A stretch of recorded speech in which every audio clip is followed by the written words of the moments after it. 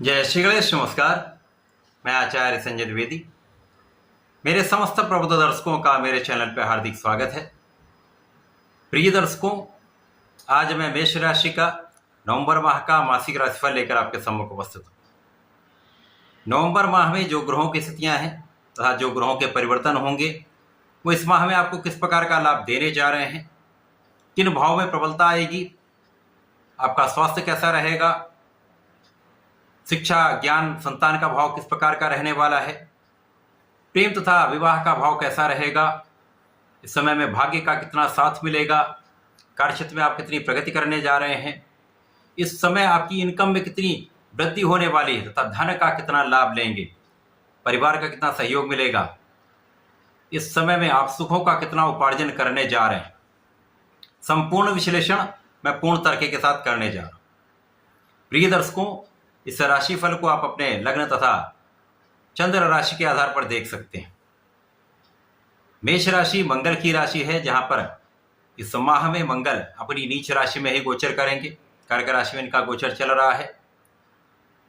मेष राशि के लिए ये केंद्र के भाव में होंगे, परंतु यहां पर ये चंद्रमा की राशि में है, तो चंद्रमा का परिवर्तन अतिशीघ्र होता है, जिसके कारण कहीं ना कहीं से यहां पर नीचत्व का भंग भी होता रहेगा। मेष राशि के लिए गुरुदेव बृहस्पति द्वितीय भाव में वक्री अवस्था में गोचर कर रहे हैं। मंगल चतुर्थ भाव में है, षष्ठम भाव में केतु का गोचर है, सप्तम भाव में नीच के सूर्य का गोचर चल रहा है। इसी प्रकार से आपके अष्टम भाव में बुध तथा शुक्राचार्य का गोचर प्रारंभिक समय में होगा। आपके एकादश भाव में शनिदेव होंगे तथा द्वादश भाव में राहु का गोचर चल रहा है। इस माह का पहला परिवर्तन शुक्राचार्य का होगा, जब शुक्राचार्य 7 नवंबर को अपनी राशि का परिवर्तन करके गुरुदेव बृहस्पति की धनु राशि में प्रवेश कर जाएंगे, अर्थात मेष राशि के लिए भाग्य भाव में इनका प्रवेश हो जाएगा। इसके साथ ही साथ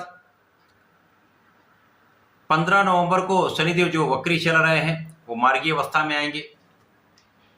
16 नवंबर को सूर्यदेव जो नीचत्व स्थिति में चल रहे हैं उनका नीचत्व काल समाप्त होगा तथा ये वृश्चिक राशि में प्रवेश कर जाएंगे। इसके पश्चात 26 नवंबर को बुध जो वृश्चिक राशि में गोचर कर रहे हैं, यहां पर ये वक्री हो जाएंगे। तो ये ग्रहों की स्थितियां हैं तथा ये परिवर्तन है जो इस माह में मेष राशि के लिए यदि हम अवलोकन करें तो लग्न के स्वामी की स्थिति चतुर्थ भाव में है, परंतु ये नीच भाव में, परंतु गुरुदेव यहां पर वक्री हो चुके हैं, जिसके कारण गुरुदेव लग्न तथा द्वितीय भाव दोनों को यहां पर संभालने वाले, जिसके कारण स्वास्थ्य समस्याएं कम से कम होंगी। यद्यपि यहां पर केतु का गोचर आपके षष्ठम भाव में होगा, यदा कदा कोई न कोई समस्या देता रहेगा, बिना कारण से शत्रु बनाता रहेगा, कोई मौसम के रोग अचानक ही दे सकता है।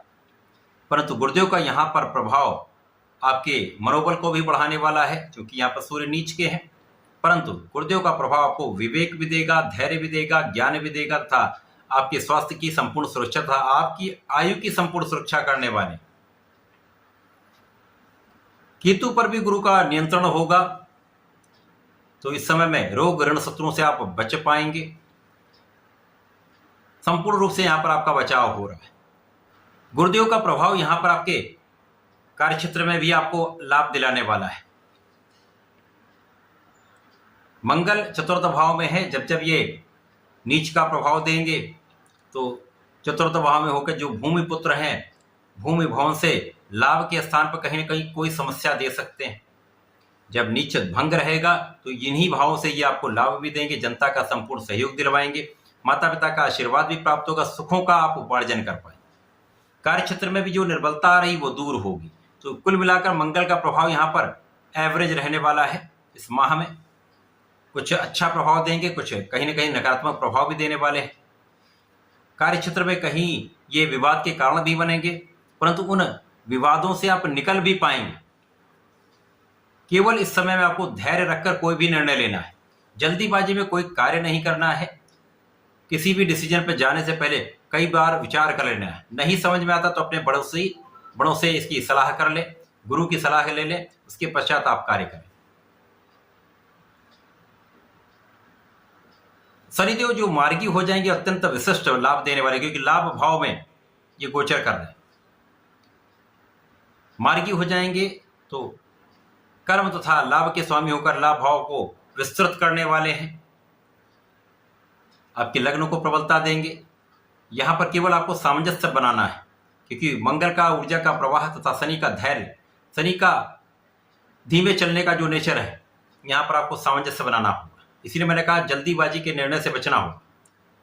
यदि आप समझदारी से कोई कार्य करेंगे, विवेक से निर्णय लेंगे, तो शनि का प्रभाव आपको दृढ़ निश्चयी बनाने वाला है, आपको सफलता दिलाने वाला है, आपके ज्ञान में वृद्धि करने वाला है, शिक्षा के क्षेत्र में विशेष रूप से उन्नति कराने वाला है। शिक्षा के क्षेत्र में एक अच्छा धन, एक अच्छा लाभ आपको प्राप्त हो सकता है। प्रतियोगिता परीक्षा में संपूर्ण सफलता आपको प्राप्त हो सकती है। तथा इस समय में निश्चित रूप से आपकी संपूर्ण सुरक्षा यहां पर हो रही। कार्यक्षेत्र में भी शनि का प्रभाव आपके कार्यक्षेत्र को आगे बढ़ाने वाला है। जो समस्याएं आ रही, समस्याएं तो आती जाती रहेंगी, परंतु उन समस्याओं से आप निकल कर आगे बढ़ने भी वाले। सूर्यदेव जो यहां पर नीच के भाव में होकर लग्न पर प्रभाव डालेंगे, तो यही तो समस्या का कारण बनेगा, क्योंकि यहां पर जो नेतृत्व का गुण सूर्य का है, तो गलत डिसीजन, आपका गलत नेतृत्व समस्या का कारण बन सकता है। यहां पर लोगों से विवाद की संभावना तथा आपका क्रोध, आपका अहंकार समस्या का कारण बनने वाला है। तो क्रोध और अहंकार पर पूर्ण रूप से स्टॉप लगा दीजिए, पूर्ण विराम लगा दीजिए। जब पहला परिवर्तन शुक्राचार्य का हो जाएगा, शुक्राचार्य जो अष्टम भाव में गोचर कर रहे हैं, अब यहां पर सप्तम के स्वामी होकर अष्टम भाव में है, धन के स्वामी होकर अष्टम भाव में, तो धन का भी उतना संचय नहीं हो पा रहा था। साझेदारी में समस्या तथा जीवन साथी के साथ क्लेश तथा जीवन साथी के स्वास्थ्य में निर्बलता चल रही।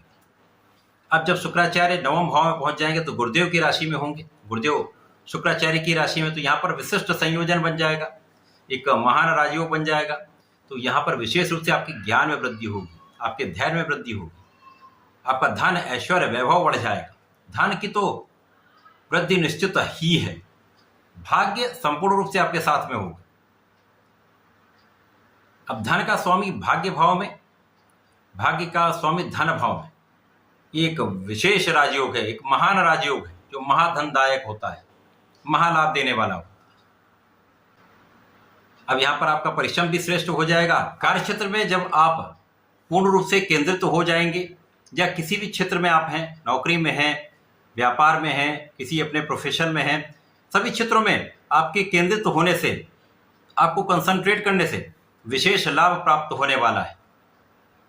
इसके पश्चात जब सूर्यदेव नीच राशि से निकलकर मित्र की राशि में जाएंगे, यद्यपि ये अष्टम भाव है, यहाँ पर बुध के साथ इनका गोचर प्रारंभ होगा, तो बुधादित्य योग बनेगा, परंतु अष्टम भाव का होगा। अब क्योंकि इस पूरे माह में बुध यहीं पर रहेंगे, 16 नवंबर को सूर्य भी यहाँ पर पहुंच जाएंगे, तो अष्टम भाव में बुध और सूर्य का एक महायोग बनेगा, परंतु उतना लाभ नहीं मिलेगा, क्योंकि किसी भी त्रिक भाव में कोई बड़े से बड़ा राजयोग बहुत बड़ा लाभ नहीं देता। अब यहाँ पर लाभ कहाँ पे मिलेगा? आपको भाग्य का साथ मिल रहा है, धन के स्वामी की स्थिति अत्यंत विस्तृत है। इसी प्रकार से यहाँ पर आकस्मिकता के भाव में सूर्य पहुंच जाएंगे, लग्नेश की राशि में पहुंचेंगे, बुध के साथ होंगे। अब बुध यहाँ पर पराक्रमेश हैं तथा आपके षष्टम के स्वामी, तो बुध भी यहाँ पर विशेष योग में है। तो इस विशेष योग में पैतृक संपत्ति से विशेष लाभ मिलता है, अचानक धन प्राप्ति हो जाती है, धन के मार्ग प्रशस्त हो जाते हैं, अचानक नौकरी लग जाती है, अचानक आपको व्यापार में प्रगति का अवसर मिल जाता है। संपूर्ण रूप से ये एक अच्छा संयोग बन रहा है। जीवन साथी के स्वास्थ्य में जो निर्बलता थी वो दूर होगी, आपसी सामंजस्य बढ़ जाएगा तथा साझेदारी में एक अच्छा लाभ आप लेने जाए। यहां पर जो शत्रु आपको परेशान कर रहे थे, आपको डिगाने का प्रयत्न कर रहे थे, समस्याएं क्रिएट कर रहे थे, उन सभी का पराभव होगा, शत्रुओं पर विजय तथा आपके सरकारी कामों में आपको सफलता मिले। इसी प्रकार से इस समय आपको अपने आंखों के रोगों से तथा चर्म रोगों से, एलर्जी से सावधान रहना पड़ेगा। ये समस्याएं हो सकती हैं। 26 नवंबर से बुध वक्री होंगे, तो बुध यहां पर वक्री हो जाएंगे तो ये अष्टम भाव में रहकर सप्तम का भी भाव प्रबल करेंगे। तो जीवन साथी के साथ जो समस्याएं वो दूर होकर आपसी सामंजस्य बढ़ जाएगा, क्लेश दूर होगा तथा साझेदारी में विशेष लाभ आपको प्राप्त होगा। यदि लोनिंग के लिए प्रयास कर रहे हैं, व्यापार को बढ़ाना चाह रहे हैं, तो ये अच्छा अवसर प्राप्त होगा जब आप इन स्थितियों में प्रगति करके लाभ लेने वाले हैं। तो ये नवंबर माह मेष राशि के जातकों के लिए प्रारंभिक समय में कुछ समस्या कारक रह सकता है, परंतु उसके पश्चात जीवन में एक गति आ जाएगी। उसके पश्चात आपके जीवन को विस्तार मिलेगा, आपके लाभ को विस्तार मिलेगा, महाधन का लाभ आप यहाँ पर प्राप्त करने वाले हैं। शिक्षा में भी प्रगति होगी, संतान भी विशेष रूप से आपको लाभ देने वाली होगी, संतान का संपूर्ण सुख आपको प्राप्त होगा। एक अच्छा माह यहाँ पर रहने वाला है। इस माह में आपको नियमित रूप से भगवान संकट मोचन की शरण में रहकर ओम हम हनुमताय नमः का कम से कम 27 बार जप नित्य किया करें। सारे कष्ट दूर हो जाएंगे, लाभ मिलना प्रारंभ हो जाएगा, संकट दूर हो जाएगा। तो ऐसा करके इसका लाभ लें। धन्यवाद, नमस्कार।